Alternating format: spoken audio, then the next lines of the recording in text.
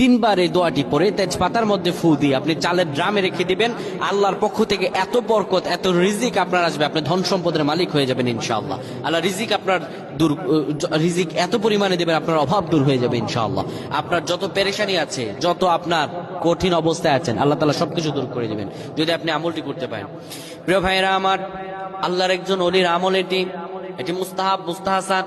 যদি কেউ অনুভূতি নিয়ে করতে পারেন, আল্লাহ রাব্বুল আলামিন আপনার দোয়াগুলো কবুল করে নেবেন।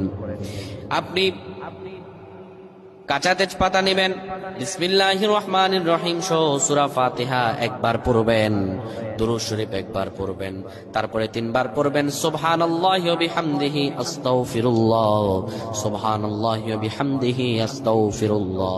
এরপরে আপনি সূরা ইখলাস তিনবার পরে ফু দিয়ে সেটি রেখে দেবেন। আল্লাহ আপনার রিজিকে এত পরিমাণে বরকত দান করবেন, এত পরিমাণে রিজিক দান করবেন, আপনি কোনোদিনও অভাবে পড়বেন না। আল্লাহ আপনার সব অভাবগুলো দূর করে দেবেন। সুবহানাল্লাহ।